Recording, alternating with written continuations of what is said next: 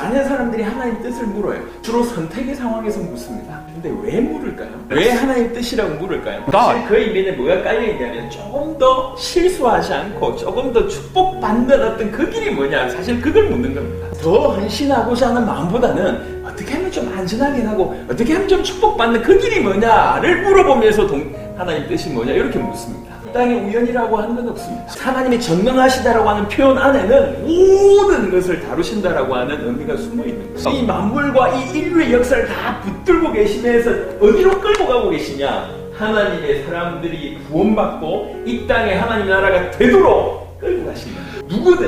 누구든지 예수님을 정확하게 하나님의 아들 그리스도로 믿고 전 세계를 복음으로 해서 우리 삶의 방향을 딱 결정되어졌다 이러면 영생의 길을 시작한 사람입니다. 생명을 가진 자고 주의 일을 행할 수 있는 능력이 주어진 자입니다. 그 구원받은 자 개개인에게 하나님께서 계획서를 가지고 계시다는 거죠. 하나님의 뜻은 이것이니 너희의 거룩함이라. 항상 기뻐하라, 쉬지 말고 기도하라, 범사에 감사하라. 이것이 그리스도 예수 안에서 너희를 향하신 하나님의 뜻입니다. 분명히 이게 하나님의 뜻이래요. 근데 우리 능력으로는 이걸 살아낼 수가 없어요. 자, 이래서 비밀입니다. 우리가 예수님을 믿잖아요.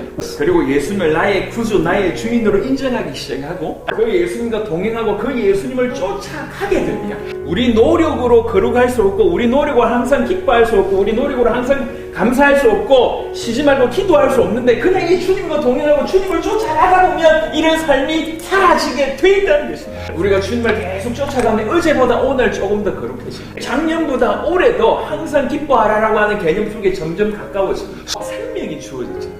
하나님이 우리 안에 계시다. 우리는 더 이상 고아가 아닙니다. 그래서 점점 하나님께 집중하는 삶을 살기를 시작합니다. 계속 그분을 쫓아가다 보면 그분이 얼마나 큰지가 점점 깨달아집니다.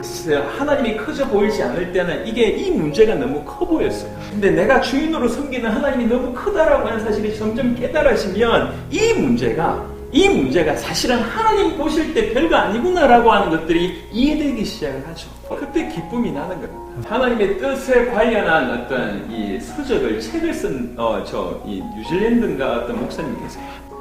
자기 아내가 자기 그 어머니하고 딸들 데리고 차 몰고 가다가 사고로 다 한꺼번에 다 죽은 겁니다. 목사님이신데요. 어린 아들 둘 남기고 다 돌아가신 거예요.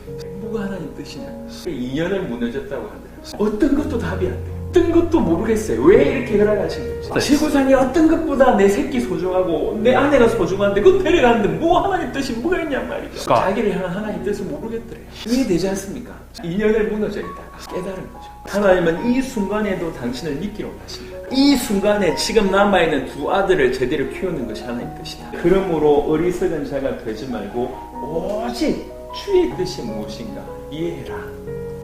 뭐가 주의 뜻인지 이해해라. 너희는 이 세대를 본받지 말고 오직 마음을 새롭게 함으로 변화를 받아 하나님의 선하시고 기뻐하시고 온전하신 뜻이 무엇인지 분별하도록.